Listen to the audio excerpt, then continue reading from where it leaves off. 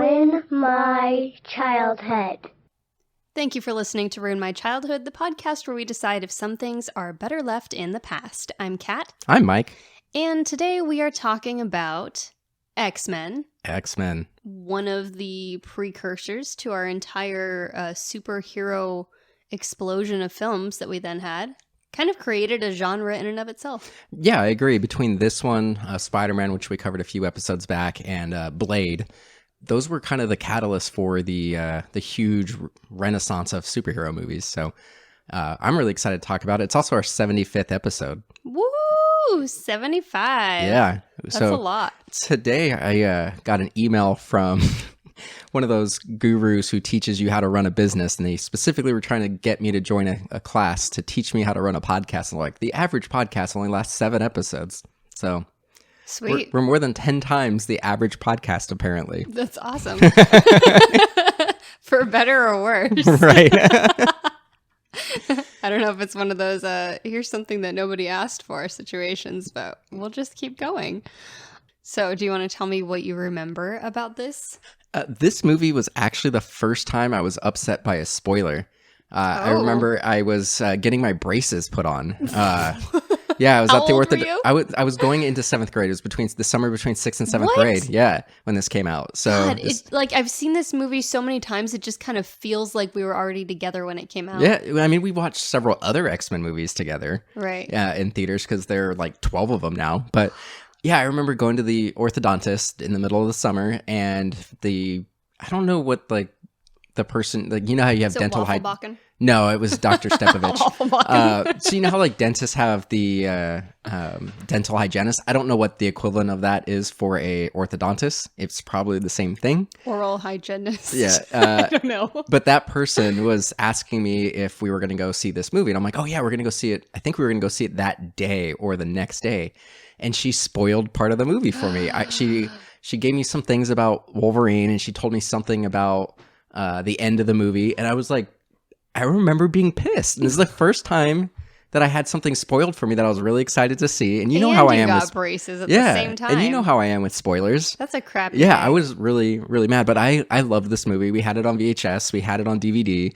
I had it on a 3-pack Blu-ray, but that's mysteriously gone.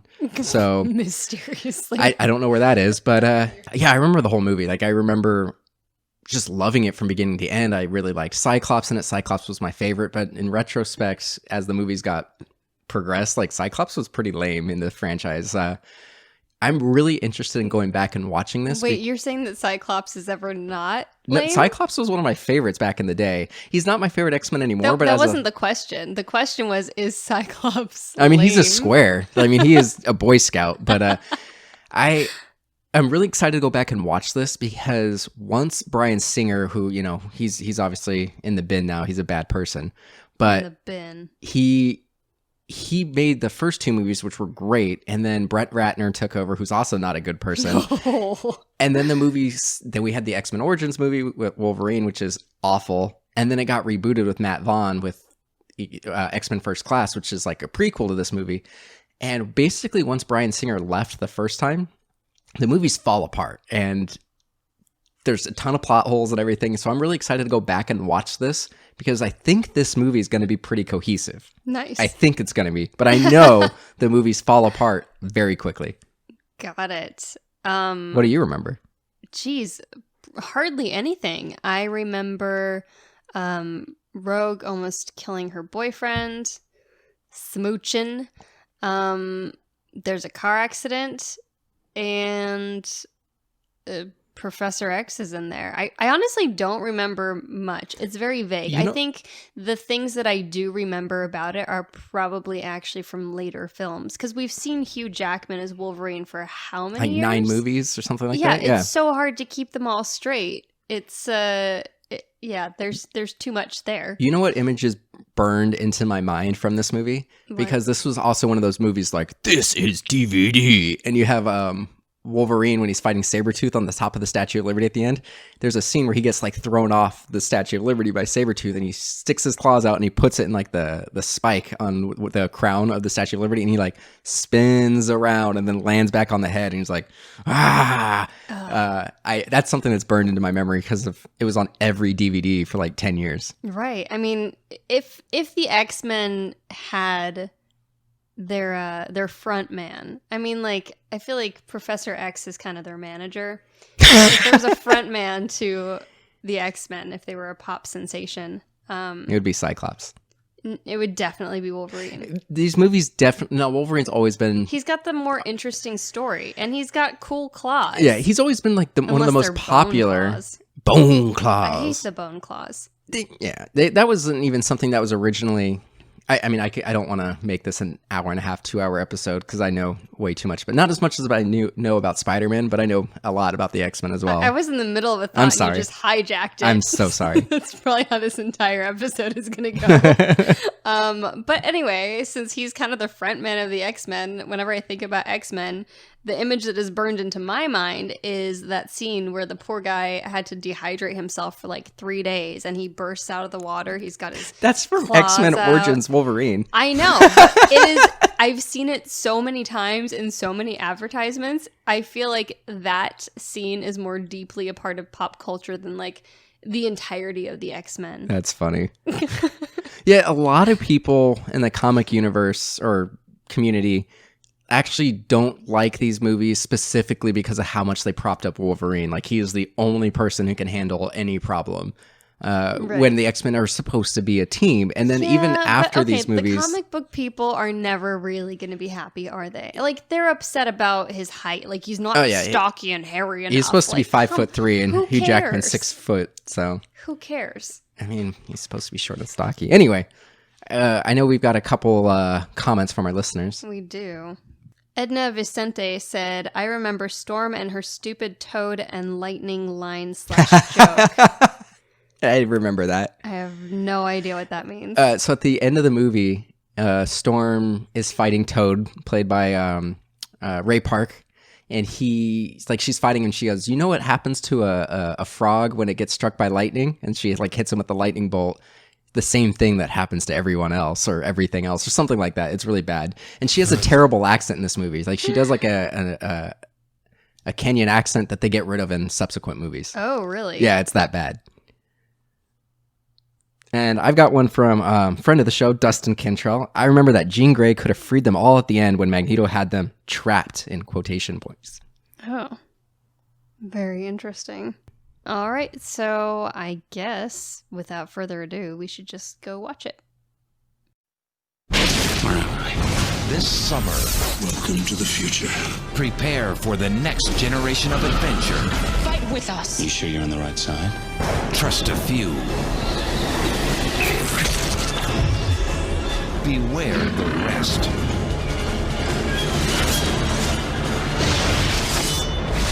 X-Men. I usually go outside in these things. What would you prefer? Yellow spandex?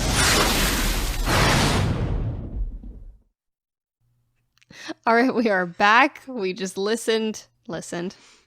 We are back after watching the first X-Men movie. What is the tagline for this? I don't know. I don't remember. I don't know what the tagline is. It's just X-Men. This one was just called the X-Men. It's just X-Men. It's just X-Men. What did they advertise it with? Oh, it was probably like, they're mutants. I don't know. Let's find out. They're mutants. There's always this tagline that is really common when people were marketing films when we were in our childhood and teens. Join the evolution. Join the evolution. That's terrible. Who wrote that? I don't know. Join the evolution, protecting those who fear them. The time is coming when all that we are afraid of will be all that can save us. Ooh. I wonder if the authors of the script write that stuff or if they get some like PR company to do it and then they just mess it all up. Yep, no, it's the latter, I'm pretty sure. And everyone's like, how did they come up with that? You want more? Because there were several. Yes. Okay, so the other one was Evolution Begins. Join the evolution. Change is coming. The evolution begins July 14th. Protecting those who fear them. This one I already read. Trust a few, fear the rest. Ooh, I don't like that one. What? We're not what you think, and the future is here. This hits a little different in 2020. Yeah. So the future is here one, just before we get into the movie. Trust a few, fear everyone else. Yeah, that's bad. Yeah. The future is here one kind of bothers me because, and we'll talk about the movie in just a minute, but shortly after, the movie starts with a flashback scene to some sort of concentration camp, and we kind of get Magneto's origin, and then it goes to Mississippi in the not too distant future. Oh boy. What does that mean? So this movie came out in 2000. You know, you could say anywhere from 2000 to 2010, and it can kind of make sense with things that happen in other movies. But the Wolverine movie fundamentally breaks it, because at some point in this movie, they mention that Wolverine doesn't have memories for the up until 15 years prior. So he'd only had his claws and everything for 15 years. But X-Men Origins takes place, I think, in 1986. I know it's definitely in the 80s. How? What? Yeah. So it takes place in the 80s. So this movie came out in 2000. So that automatically makes this movie set in 2000, even though they say it's the not too distant future. Okay, so it can't be the future. During the entire franchise, I mean, it's kind of gone through some different iterations of a lot of characters except for Wolverine. So it's hard to tell, are they all in the same universe? Are they a continuation? Do they build on one another? And then you get to this point, like 5 movies later, and they throw this all out the window. Yeah, well, and that's the thing that's tough about this movie. So a lot of people in like the comic book community and, you know, cinephile community kind of say that after the second movie, you really can only count what happened in the movie that came out just before the movie you're watching. So I guess what I want to ask is, because this is the only film that seems to be contradicted later on. Oh, they're all contradicted. Really? Yeah, so I guess I'll go very brief. I can shotgun this and tell you some of the big plot holes that happen over the series. Whose cornflakes did Bryan Singer piss in? So he didn't piss in anybody. So he did this movie and the second movie, and people universally loved the first 2 X-Men movies. The X-Men 2, X-Men United, is one of those movies where people think the sequel is better than the original one. So he did a great job. And then they wanted him to do the third X-Men movie, but he really wanted to move on and do the Superman movie that he did. So he left the franchise to go do the Superman movie because they wouldn't delay X-Men 3. Instead of X3. Is it The Last Stand? The Last Stand. Right. So they would not delay it. So he left. Brett Ratner took over. And even the third movie doesn't do much to disrupt the first 2 movies. The only thing that breaks in the third movie is you see Beast, played by Kelsey Grammer, and he's in full-on Beast mode. Like, he's blue and furry. But in X-Men 2, there is a scene where you see a man on television being interviewed about the mutant problem, and he's a human, and it says Dr. Henry McCoy, which is Beast. That's, you know, a little Easter egg in the second movie, so that's not too bad.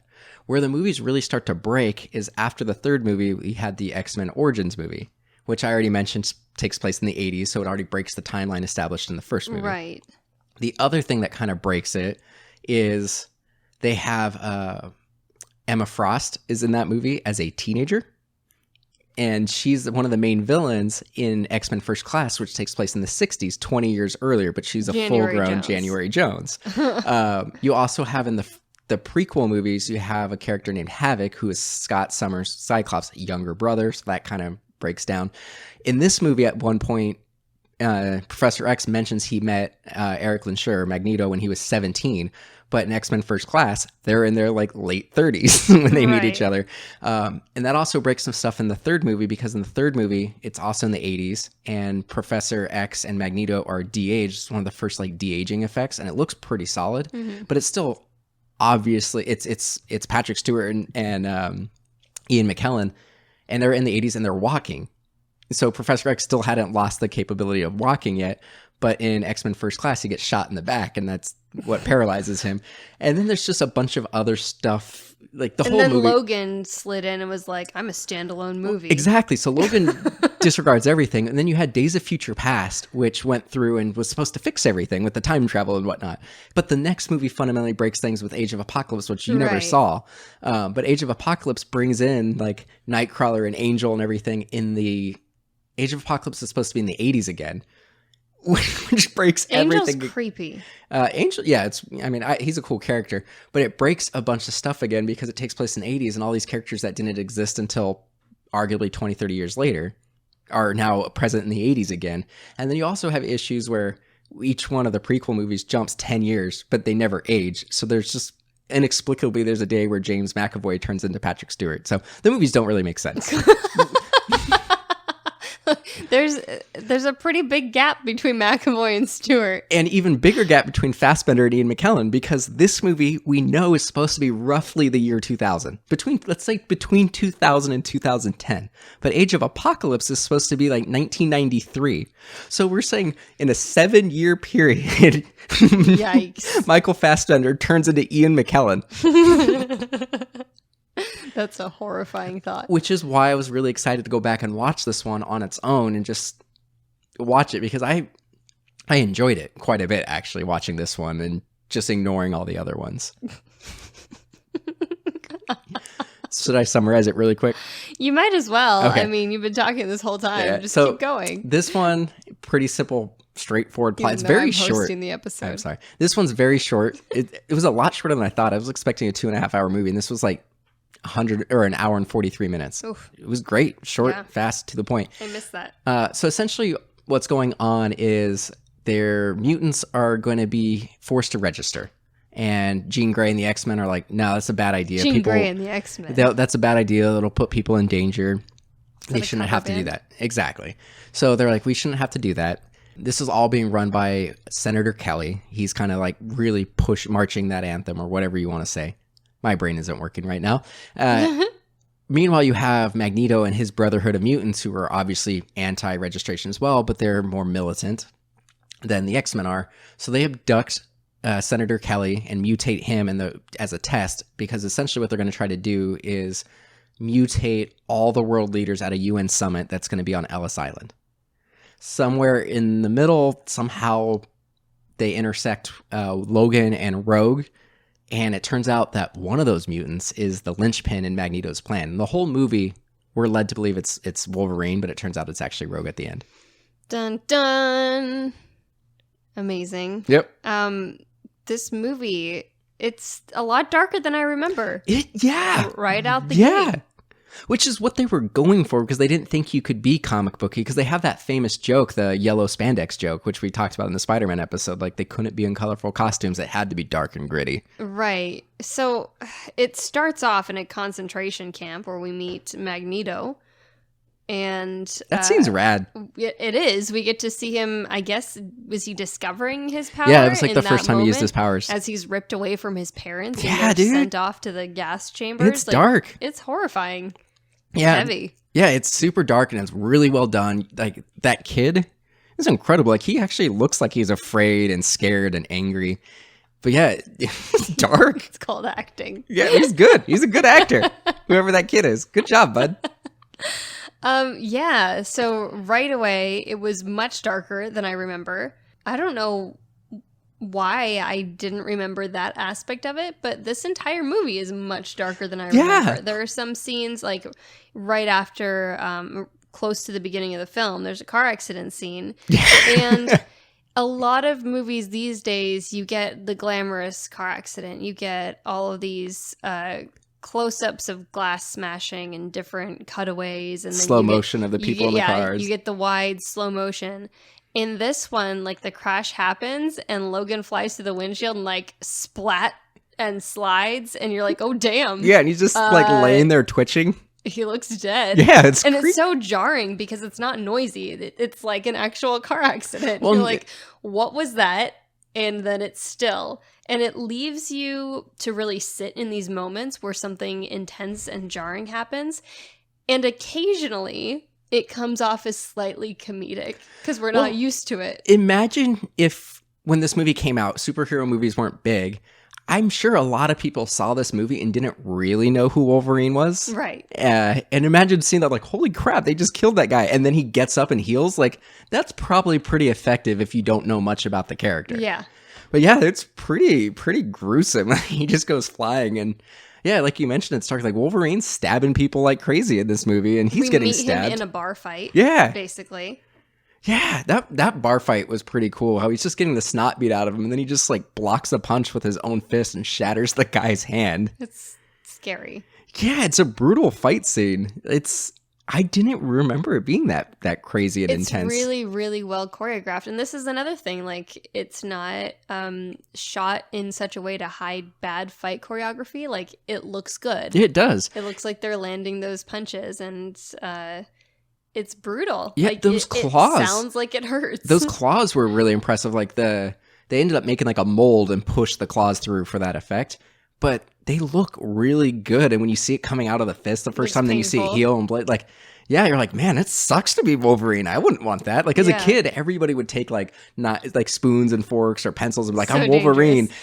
And this makes me go, I don't want that. Right? It seems terrible. It looks awful. We, at this point in the movie, when we meet him, we've already met Rogue. Yep. Who is a teenage mutant who can't touch other people without basically like draining the life force from them. Exactly right. So she's gone on the run.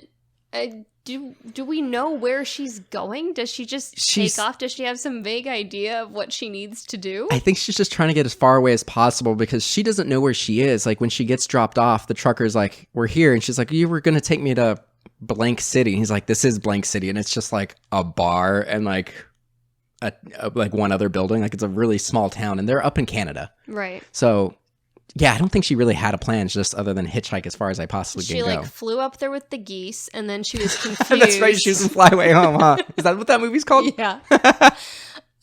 It's odd. I'm not really sure why her character does what she does. She's so young. She's a teenager, and yet she leaves the safety of her parents amidst mass persecution of mutants. But she's in the South, so the South probably... She's in Mississippi, so realistically, the South is probably the worst place to be different.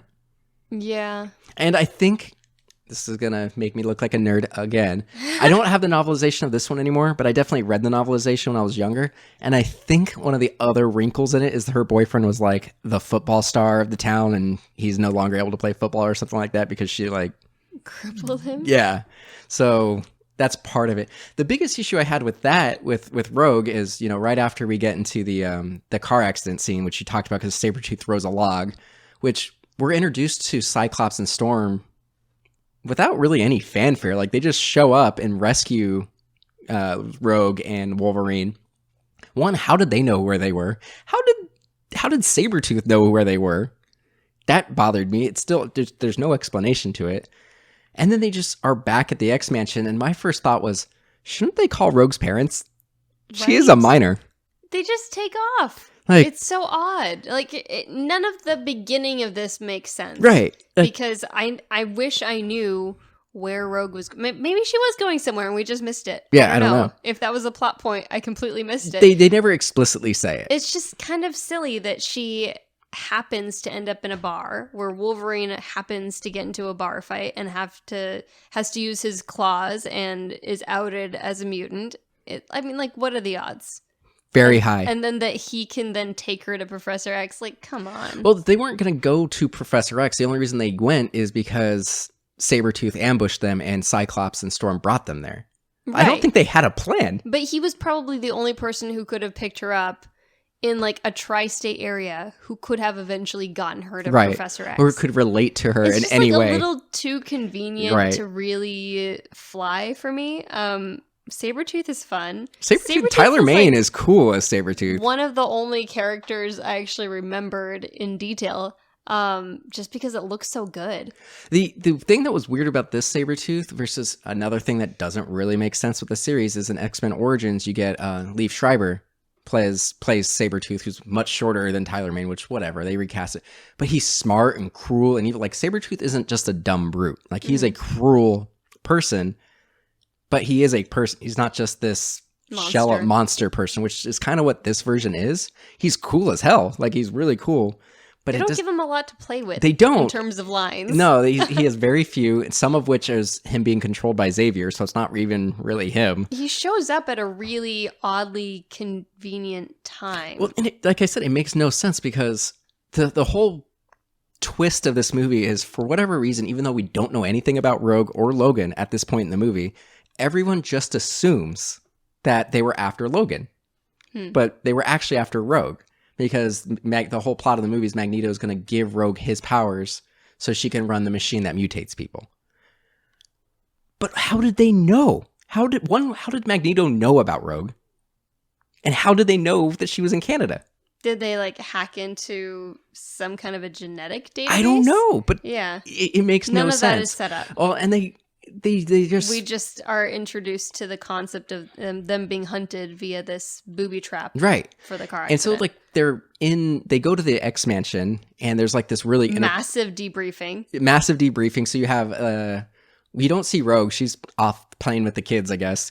But Logan is being debriefed by Jean Grey, Storm, Cyclops, and Professor Xavier. And he even makes a joke like, what's with all these nicknames? What do they call you? Wheels? What's a Magneto? Which I thought was great. But then I realized like that whole interaction, everybody has a line but Halle Berry. And I tracked it. It wasn't until 48 minutes into the movie, even though Halle Berry appeared in like 5 or 6 scenes, she didn't have a line until minute 48. That is so rude. Was this after Monsters Ball? It was around the same time. Were they just using her for the poster? Maybe. Well, I mean, she wasn't as big then. Well, she blew up shortly after. Good in this. Well, she did that weird accent, which they got rid of in subsequent movies. So I'm wondering if the accent was just so bad they cut all her lines. Yeah, it was an awkward performance overall. I find myself...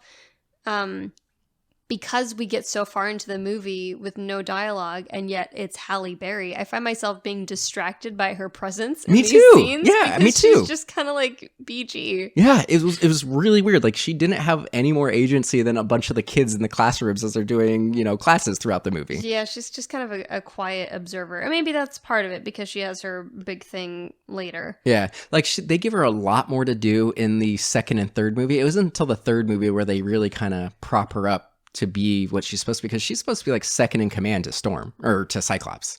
Well, and I don't really understand everyone's hierarchy. So it's the way it's supposed to be is, of course, Professor X, and then Cyclops is the leader of the field team. Storm is like second in command, and then everybody else is just part of the team.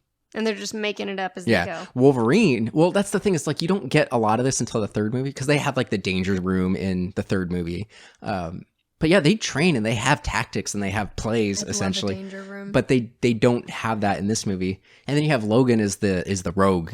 Well, I guess I shouldn't use rogue when there's a character named Rogue. Like he's the guy, the dark horse the black sheep who tries to stay away from everybody and kind of mess with the plans. He's kind of a jerk. But he's supposed to be super aggressive with Jean Grey immediately. Yeah, that was a little lecherous. Weird. Super lecherous. Oh, you had to get my shirt off immediately. Yeah, it was gross and really aggressive. And no one ever corrected him. I mean, Cyclops does to an extent where he's just like, yeah, that's my girlfriend.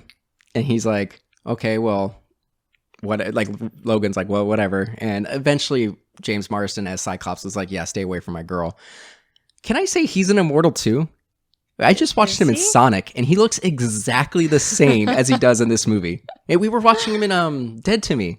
Yeah. He looks exactly the same. He does look pretty much the same. Of course, half of his face is covered in this, so I don't know if that's a really fair assessment. Yeah, later on in other movies, he has just the sunglasses, so you can see a little bit more of him. But I mean, still, he looks good. Good for him. He does look good. So there's this big debriefing. They, fight a couple people. There's a scene. What do we call Professor X's house? It's the Xavier Institute for Gifted Youngsters. Anyway, apparently they don't have locks on their doors because we have this scene shortly after the debriefing where Wolverine is asleep having some kind of a night terror. And for some odd reason, Rogue can just walk on into his bedroom and is like hovering over him really creepily and vaguely trying to wake him up. I feel like, okay, you've seen metal spikes come out of this dude's knuckles. Like, maybe you find something, poke him, turn the lights on, bang a couple pots together. I don't know. Like, why would you hover over him? Yeah, don't straddle him. Yeah, it's odd. I mean, she does get got though. Get got? She got. She does get got. So then he stabs her because, duh. And she just leans in. She's like, well, all right, then I'm just going to like drain the life force from you to heal myself. So she absorbs part of his powers. And that's kind of where things start coming together. It really ramps up at this point. Yeah. So we haven't brought up the senator like side plot at all. He's a during pretty this. big vehicle that we just skipped over. Yeah, so throughout all the different stuff going on at the X Mansion or the school, Senator Robert Kelly gets abducted by Mystique and Toad, and they kind of have a trial run of Magneto's mutation machine, and they mutate him, and they just lock him in a cell. And you get this point where he's like just putting his face up against the bars on a window, and his face starts to slide through, and he's like, oh, what the hell? Magneto and Sabretooth come in and we're like, how's the mutation, bud? It's so messed up. Well, and then he's like, oh shit, and he tries to get out, so he like falls out the bars, and Sabretooth catches him, but because he's all like jelly-like, he starts to slide out. His face when he completely loses him, and then he turns around and Magneto just looks at him like, you're a piece of You're a piece of poop. But he can't even really be that angry about it. They just have this awkward moment of like, we should have seen this coming. Yeah, and then Magneto shuts him in and like locks Sabretooth, and he's just like, oh. Then he turns into a jelly slug. And and swims across the ocean. Completely liquefies. You know, like it's hard.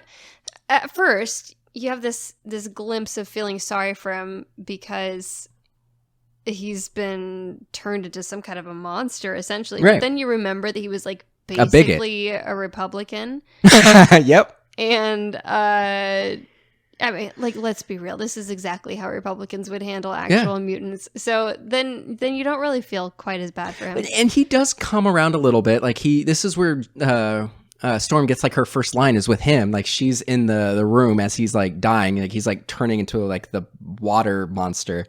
And he's just like, are you afraid of humans? And she's like, yeah, I am. You guys are constantly trying to mess with my stuff. Come on. Like, Mess with my stuff. I almost swore and I had to pivot. And he's like, well, this is one less person you have to be afraid of. And then he dies. But I think he realizes in that moment, like, man, there are some good mutants out there. Like, look at Halle Berry. She's pretty hot. You can't be mad at her. There you go. But yeah, then he gets got. He turns into just water. Mystique slips in. Takes his place. Yeah, and this kind of goes into directly what you were talking about, how Rogue getting stabbed changes everything, because Mystique turns into Iceman, and it's like, hey, Rogue, you can't be using your powers against other mutants. Get the hell out of here. You better run away again. We know you're good at that. And then she sneaks into she sneaks into Cerebro and messes with Cerebro so they can Professor X. If you notice, I made that a verb. Oh, man. It just seems like so much work. Like, especially for Mystique, like she could go anywhere, do anything, like pick any rich person she wants, kill them, and live her life as them. Like, why is she messing around with them? I don't get it. Well, so she explains. What's the appeal? She explains it like that she did try to do that, and that's a big premise of the prequel films, is that she does try to blend in, and then Magneto's like, you know what? I'll tell you what. I'll bang you in your blue form if you join my team. And she's like, oh, okay. That's essentially what it is. Like, there's a meme about but it. I'm wearing a VR headset.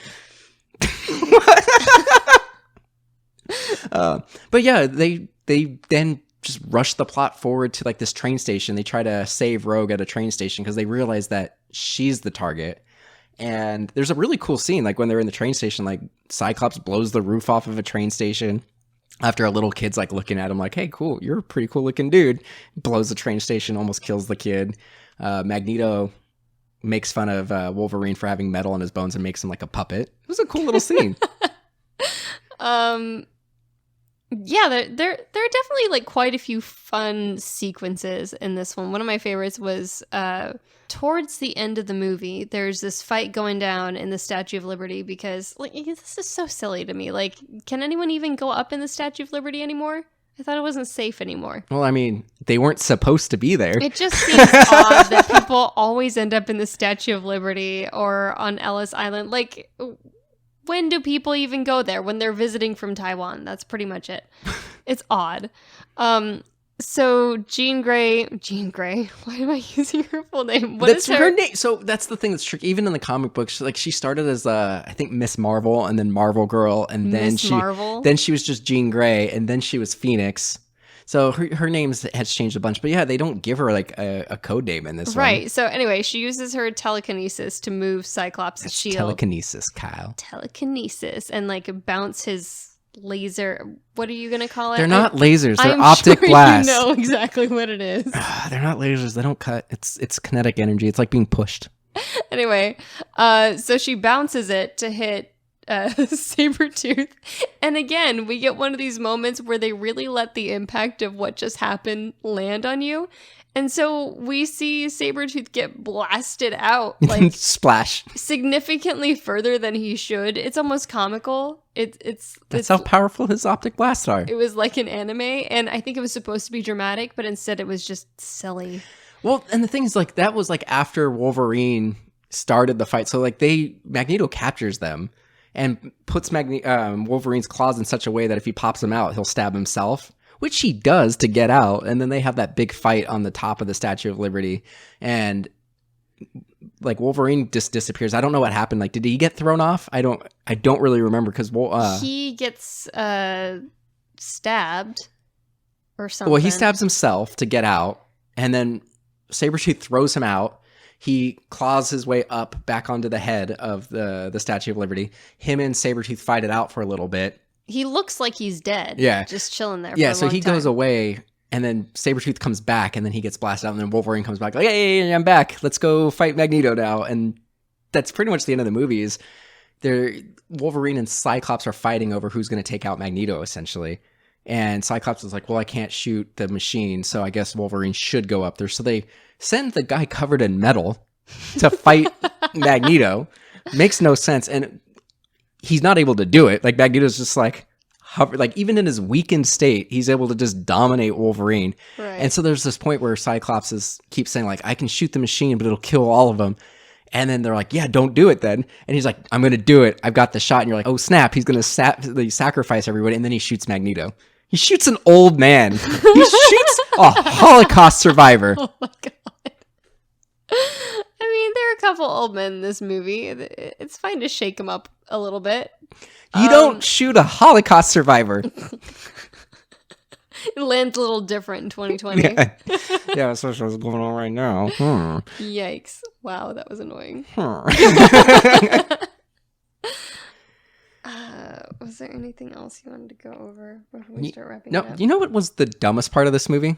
What? So they were like, hey, we should probably go save Rogue. And Cyclops is like, yeah, let's go. And Wolverine's like, no, I work alone. And like steals Cyclops' motorcycle, and it had like a turbo boost on it.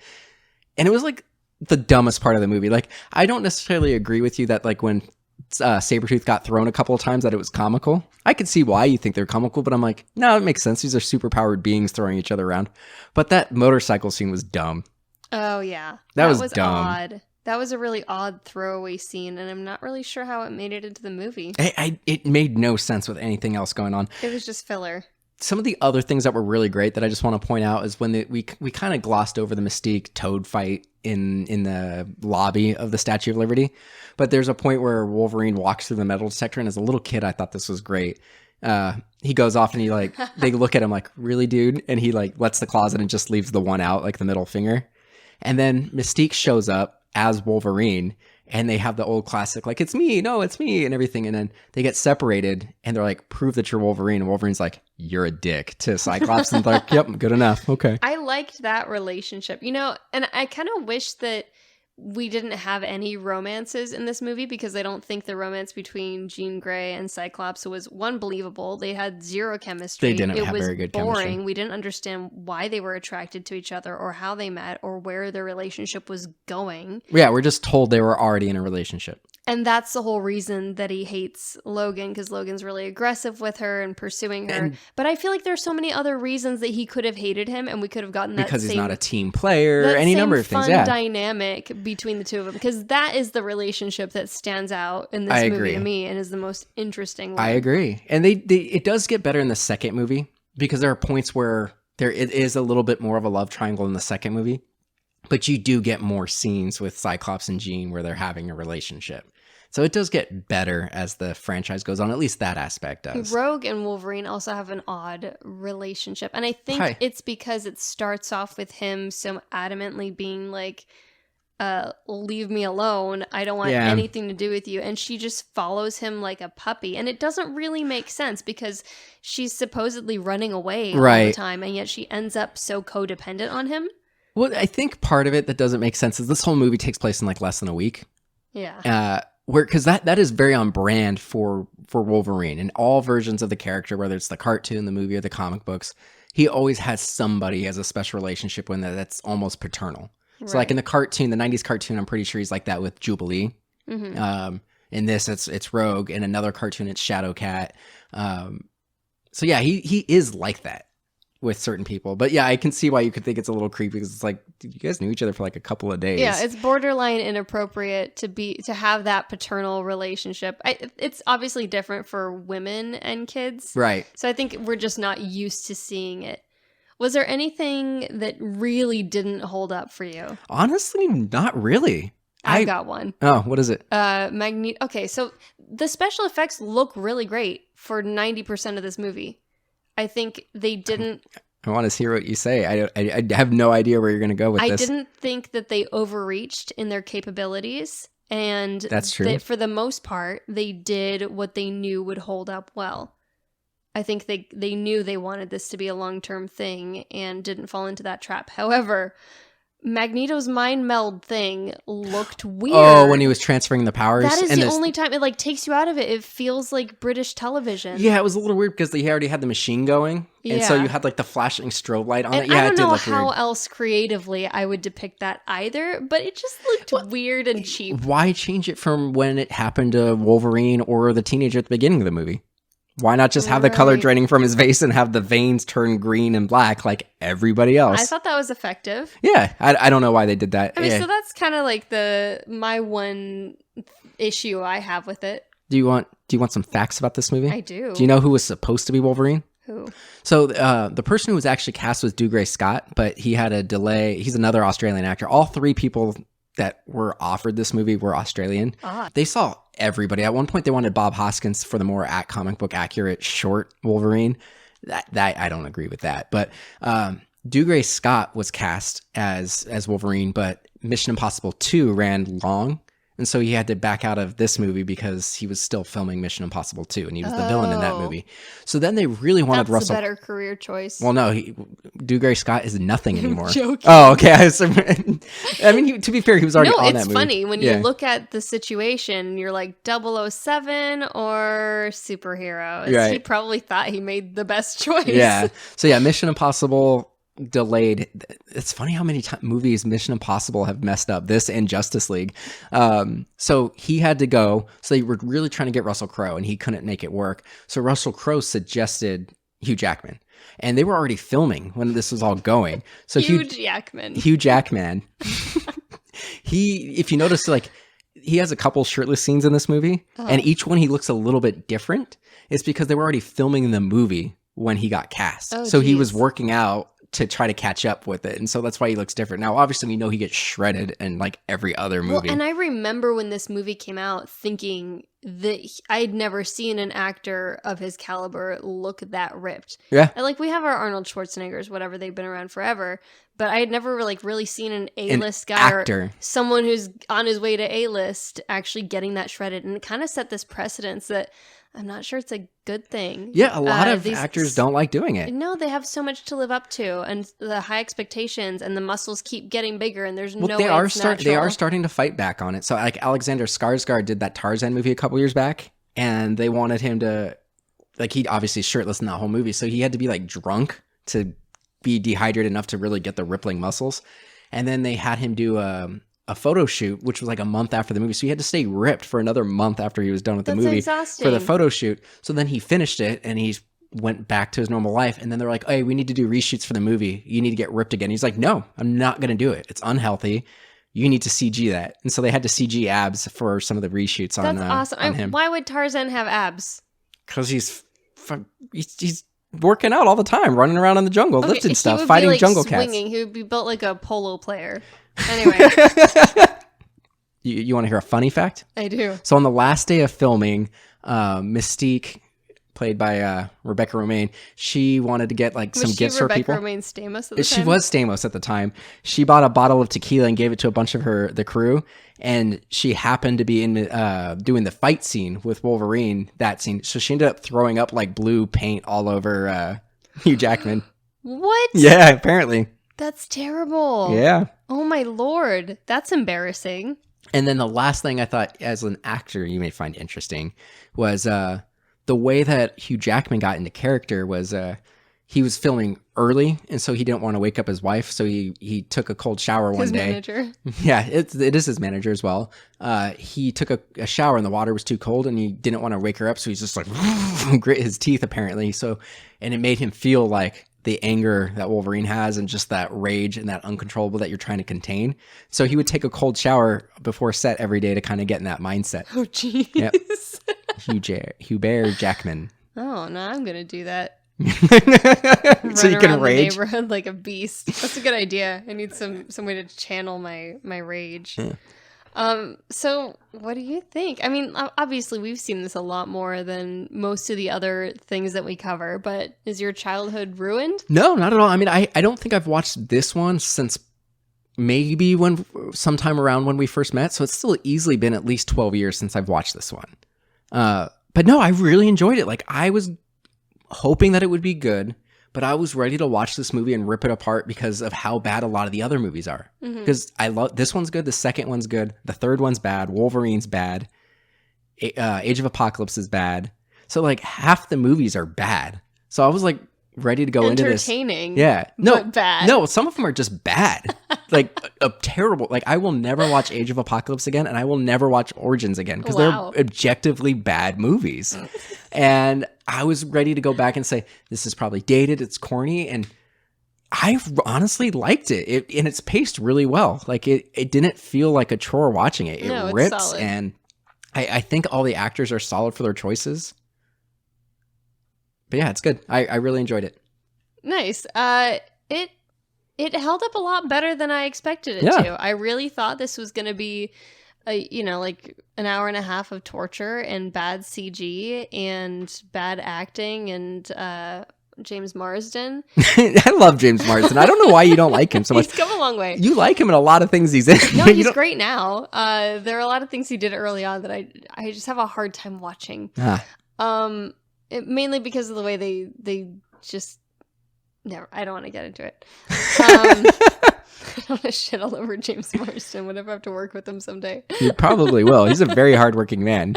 No, like it held up. It was a fun movie. It's entertaining. It wasn't